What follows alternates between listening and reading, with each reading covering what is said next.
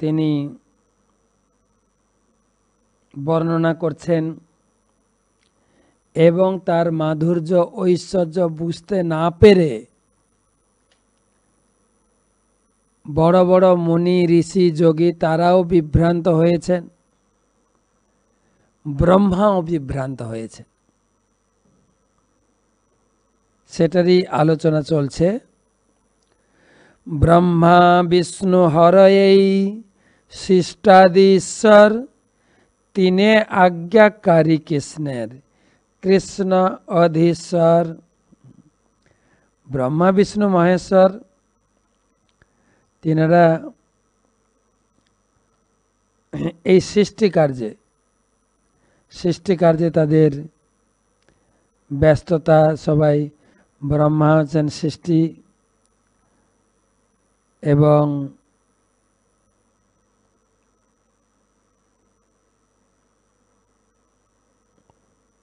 ব্রহ্মা সৃষ্টি করেন, বিষ্ণু পালন করেন, শিব ধ্বংস করেন, মায়া কারাগার সৃষ্টি করেন।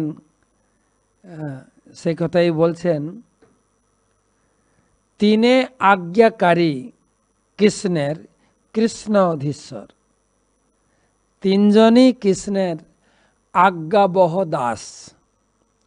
ছিল ভক্তিবিনোদ ঠাকুর মহাশয় তিনি তার ভজন গীতিতে লিখেছেন, তুমি সর্বেশ্বরেশ্বর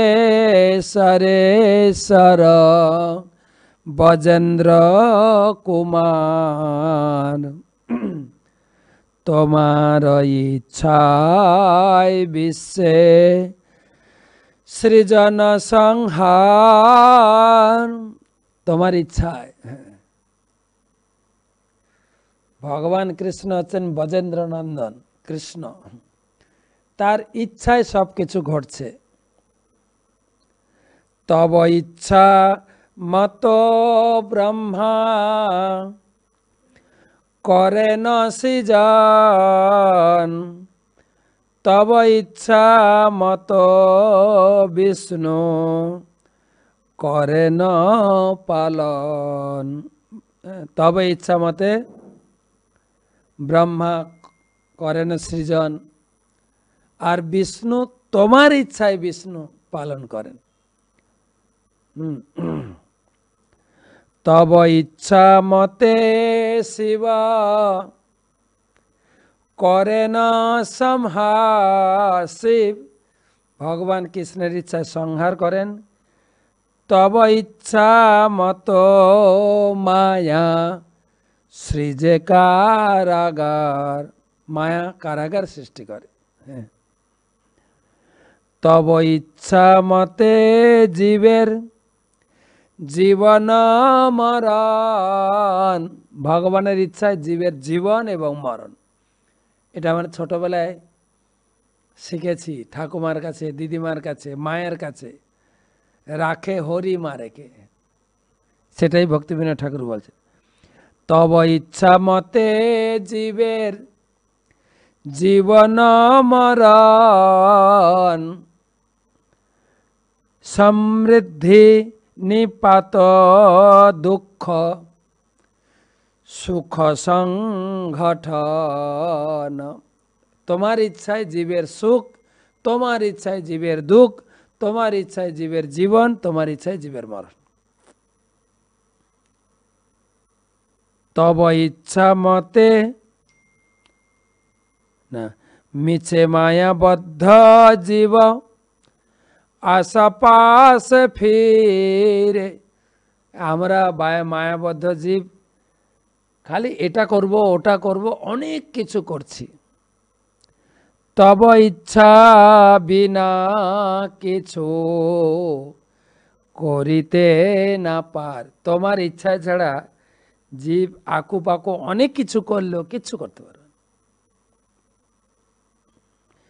তুমি তো রক্ষক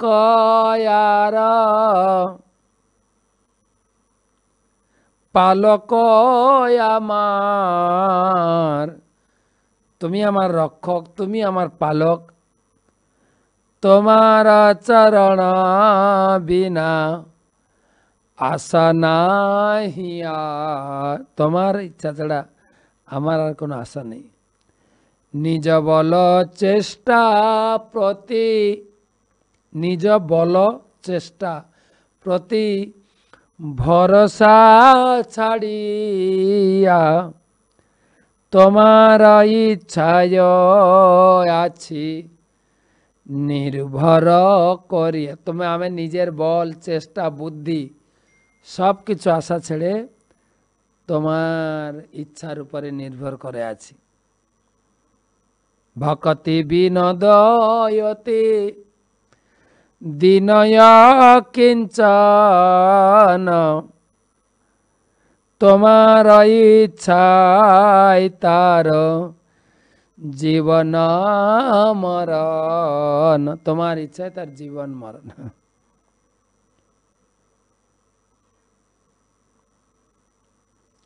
তো যাই হোক, ভক্তিবিনোদ ঠাকুর তিনি এখানে কবিরাজ গোস্বামী যা লিখেছেন এটারই তিনি ব্যাখ্যা করেছেন। তিনি আজ্ঞাকারী কৃষ্ণের কৃষ্ণ অধীশ্বর। সৃজামি তন্মে তন্নিযুক্তয়ম হরো হরতি তদ্দশ বিশ্বং পুরুষরূপেণ পরিপাতি ত্রিশক্তিধৃক। তো ব্রহ্মা ভাগবতমের প্রার্থনায় দ্বিতীয় স্কন্ধে ব্রহ্মা বললেন, পরমেশ্বর ভগবান শ্রীহরির দ্বারা নিযুক্ত হয়ে আমি সৃষ্টি করি, তার আদেশ অনুসারে শিব সংহার করেন। ত্রিগুণময়ী মায়ের নিয়ন্তা শ্রীহরি পুরুষ রূপে বিশ্বকে পালন করেন। নারদ মুনি একবার জিজ্ঞাসা করছিলেন ব্রহ্মাকে যে আপনি হচ্ছেন পরমেশ্বর ভগবান, তো আপনি নিজে থেকেই সৃষ্টি করেন নাকি কারো সাহায্য? কেন আপনি তো জগৎ স্রষ্টা, জগতের উপকার,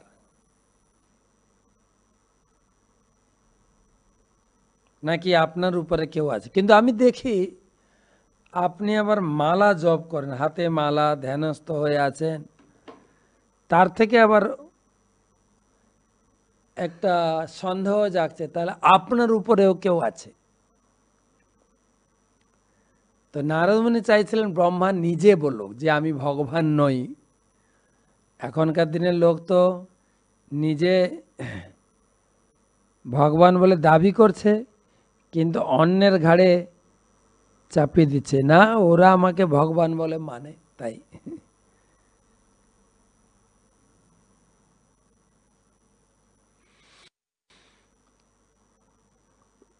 চৈতন্য মহাপ্রভু সনাতন গোস্বামীকে শিক্ষা দিচ্ছেন, এ সামান্য তধীশ্বরের শুন অর্থ আর, জগৎ কারণ তিন পুরুষ অবতার, মহাবিষ্ণু পদ্মনাভ ক্ষীরোদক স্বামী, এই তিন স্থূল সূক্ষ্ম সর্ব অন্তর্যামী। এই তিনজন অন্তর্যামী, কারণধক্সাই বিষ্ণু, গর্ভধক্সাই বিষ্ণু, ক্ষীরোদক্সাই বিষ্ণু।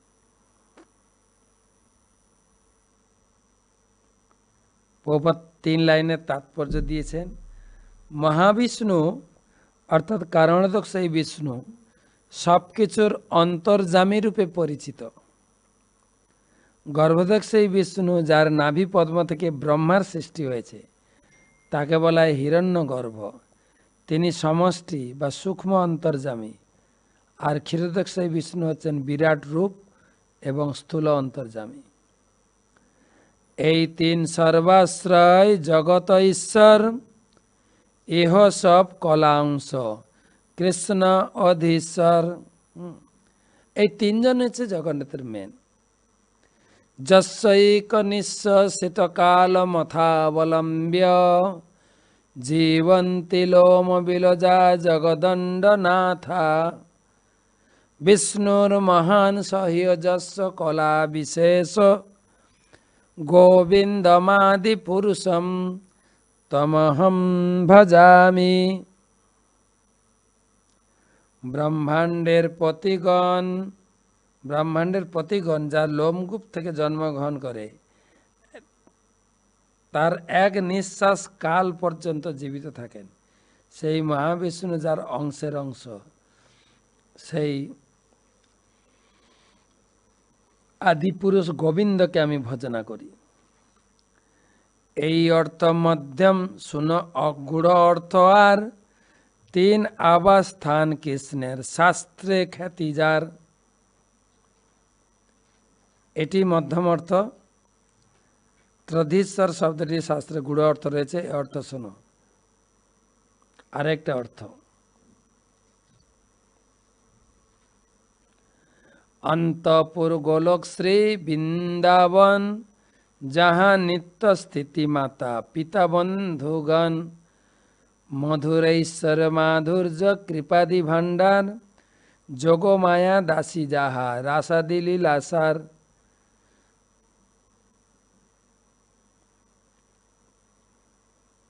এই দ্বারকা মথুরা বৃন্দাবন থেকে বৃন্দাবন শ্রেষ্ঠ, কেননা সেখানে মাধুর্যের পূর্ণ প্রকাশ। করুণানিকুরম্ব কোমলে মধুরৈশ্বর্য বিশেষ শালিনী, জয়তি ব্রজরাজ নন্দনে নহি চিন্তা কণিকা ভুদেতি ন। করুণা সমূহের দ্বারা কোমল মধুর ঐশ্বর্যযুক্ত নন্দনন্দন শ্রীকৃষ্ণ জয়যুক্ত হওয়ার আমাদের চিন্তা কণিকারও উদয় হয় না। তার বলে পরব্যোম বিষ্ণু লোকনাম, নারায়ণ আদি অনন্ত স্বরূপের ধাম। বৃন্দাবনের নিচে বিষ্ণুলোক নামক পরব্যোম, সেখানে অসংখ্য বৈকুণ্ঠ লোক নারায়ণ আদি শ্রীকৃষ্ণের অনন্ত রূপ রয়েছে। মধ্যম আবাস কৃষ্ণ ষড়ৈশ্বর্য ভাণ্ডার, অনন্ত স্বরূপে যাহা করেন বিহার। অনন্ত বৈকুণ্ঠ যাহা ভাণ্ডার কোঠরি, পরিষদ গণে ষড়ৈশ্বর্যে আছে ভরি। গোলক নামনি নিজ ধামনি তলে চ তস্য, হরি দেবী মহেশু হরিধাম সুতেষু তেষু, তে তে প্রভাব নিচয়া বিহিতাংশ যেন, গোবিন্দমাদি পুরুষম তমং ভজামি। ভগবানের ধামের তারতম্য, এটা হচ্ছে দেবী ধাম, এর উপরে মহেশ ধাম, তারপরে হরিধাম, বৈকুণ্ঠ, অযোধ্যা, মথুরা না দ্বারকা মথুরা, তারপরে গোলক বৃন্দাবন। প্রধান পরব্যম্নম অন্তরে বিরজা নদী, বেদাঙ্গ সেদ জনিতই তয়ই পশ্রাবিতা শুভা। মাইক তত্ত্ব এবং পরব্যম, এই দুইয়ের মাঝখানে বিরাজা নদী, তা সর্বমঙ্গলময়, বেদ যার অঙ্গ, সেই পরমেশ্বর ভগবানের ঘর্মজনিত জলের দ্বারা প্রভাবিত।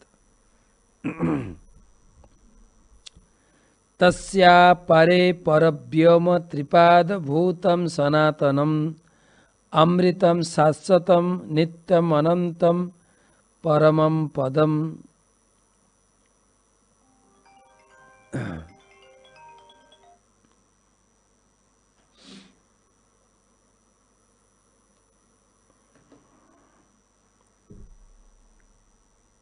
বিরজনী নদীর অপর পারে অক্ষয় নিত্য সনাতন অনন্ত পরমপদ স্বরূপ ত্রিপাদ বিভূতি সম্পন্ন পরব্যম নিত্য বর্তমান। তার তলে বাহ্যবাস বিরজার পার, অনন্ত ব্রহ্মাণ্ড যাহা কোঠরি অপার। দেবী ধাম নাম তার জীব যার বাসী, জগৎ লক্ষ্মী রাশি রহে যাহা মায়া দাসী। সেই বহির্জগতের নাম দেবীধাম। বদ্ধজীবেরা সেখানে বদ্ধজীবেরা হচ্ছে সেখানকার অধিবাসী। সেই দেবীধামে জগৎ লক্ষ্মীর দাসী মায়েরই অধিষ্ঠাত্রী। তাৎপর্য দিয়েছেন প্রভুপাদ। বদ্ধজীব জড়জগৎকে ভোগ করতে চায়, তাই তাদের ভগবানের বহিরঙ্গা প্রকৃতি দেবীধাম বাস করতে দেওয়া হয়, যেখানে দুর্গা দেবী পরমেশ্বর ভগবানের দাসী রূপে তার আদেশ পালন করেন। জড়শক্তিকে বলা হয় জগৎ লক্ষ্মী, কেননা তিনি মহাচ্ছন্ন বদ্ধজীবের রক্ষা করেন। দুর্গা দেবীকে তাই বলা হয় মাতা, তার পতি শিব হচ্ছেন পিতা। তাই শিব এবং দুর্গা হচ্ছেন জড়জগতের পিতা এবং মাতা। দুর্গা দেবীর এই নামকরণের কারণ হচ্ছে জড় জগৎরূপী দুর্গে তিনি বদ্ধজীবদের তত্ত্বাবধান করেন। জড় সুখ স্বাচ্ছন্দ্য লাভের জন্য বদ্ধজীবীরা দুর্গা দেবীর সন্তুষ্ট বিধানের চেষ্টা করে এবং মা দুর্গা তাদের সব রকম জড় সুখ সুযোগ সুবিধা প্রদান করেন। এই কারণে বদ্ধজীবীরা মোহিত হয়ে জড়জগৎ ত্যাগ করতে ইচ্ছা করে না। তার ফলে সেখানে সুখে শান্তিতে বাস করার পরিকল্পনা করে। এটাই হচ্ছে জড় জগতের প্রাপ্তি। তো এই জগৎটাকে বলা হয় দেবী ধাম, যার জন্য দেবীর পূজা এত বড় করে হয়।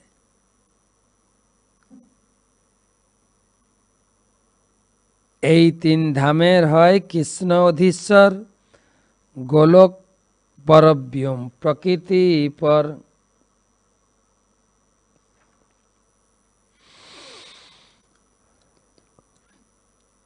গোলক পরব্যম দেবীধাম, এই তিনটারই অধীশ্বর হচ্ছেন কৃষ্ণ।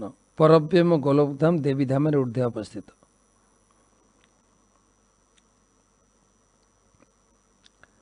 দেবীধাম থেকে মুক্ত জীব পরব্যমে হরি সেবা না পেলে মহেশ ধাম লাভ করেন, যা এই দুই ধামের মধ্যবর্তী।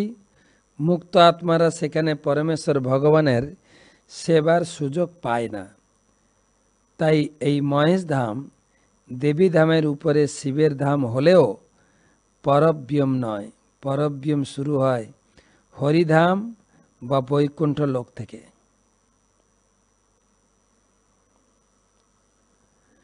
চিৎশক্তি বিভূতি ধাম ত্রিপাদ ঐশ্বর্য নাম, মায়িক বিভূতি একপাদ অভিধান।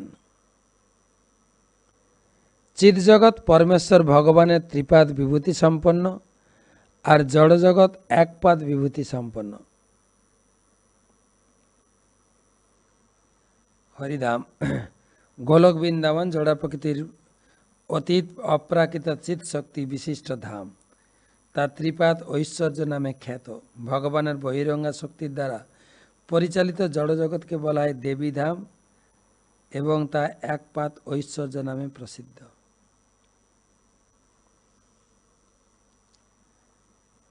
ত্রিপাদ বিভূতির ধাম অর্থাৎ ত্রিপাদ ভূতম হি তৎপদম, বিভূতি মায়িকি সর্বা প্রক্তা পাদাত্মিকা যতঃ। ত্রিপাদ ভূমি ধাম বলে এই পদকে ত্রিপাদ ভূত বলে, আর সমস্ত মায়িক বিভূতি এক পাদ মাত্র। শ্লোকটি লঘুভাগ মতামতি। ত্রিপাদ বিভূতি কৃষ্ণের বাক্য গোচর, এক পাদ বিভূতির সুনহ বিস্তর। অনন্ত ব্রহ্মাণ্ডের যত ব্রহ্মা রুদ্রগণ, চিরলোক পাল শব্দে তার গণন। অনন্ত ব্রহ্মাণ্ডে যত ব্রহ্মা ও রুদ্র রয়েছেন তাদের বলা হয় চিরলোকপাল। ব্রহ্মা এবং রুদ্র ব্রহ্মাণ্ডের আধিকারিক চিরস্থায়ী কার্য করেন, তাই তাদের বলা হয় চিরলোকপাল। পরবর্তী সৃষ্টিতে পূর্বের জীব সকল নাও থাকতে পারে, কিন্তু ব্রহ্মা ও শিব সৃষ্টির প্রারম্ভ থেকে শেষ পর্যন্ত বর্তমান থাকেন, সেই জন্য তাদের বলা হয় চিরলোকপাল। লোকপাল শব্দে সাধারণত অষ্টদিকপাল ইন্দ্র, অগ্নি, যম, বরুণ, নৈঋতি, বায়ু, কুবের ও শিব। একদিন দ্বারকাতে কৃষ্ণ দেখিবারে, ব্রহ্মা দ্বার পাল আইল কৃষ্ণেরে জানাইল কৃষ্ণেরে।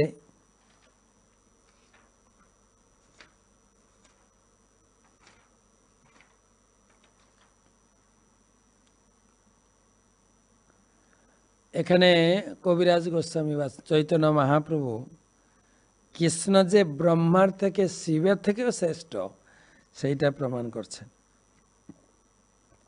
তো একটা ঘটনা বর্ণনা করছেন।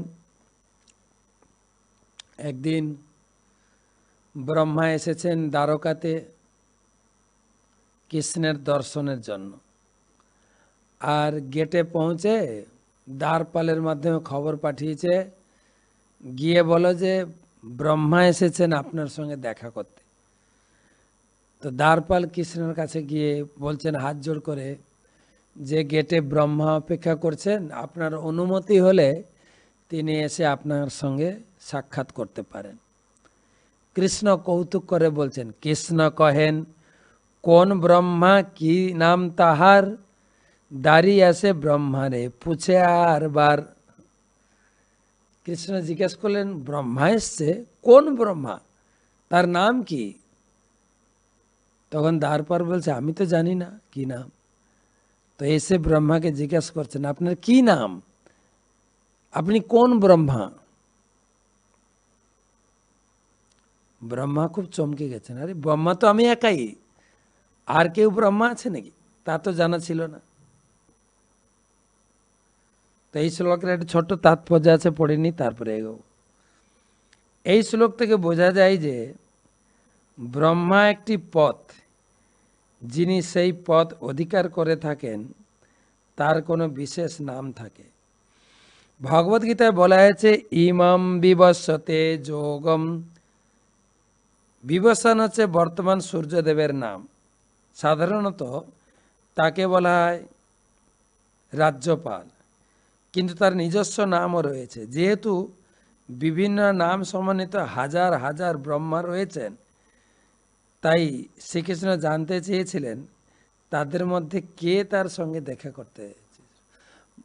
এই ব্রহ্মা তো জানতো না যে হাজার হাজার ব্রহ্মা আছে। তাই ব্রহ্মাকে সেই শিক্ষা দেওয়ার জন্য যেন মনে না করে যে আমি একাই ব্রহ্মা।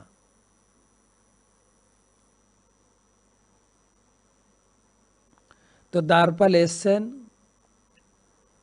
আর দ্বারপালের মধ্যে খবর গেছে ব্রহ্মা এসছে আপনার সঙ্গে সাক্ষাৎ করতে। তখন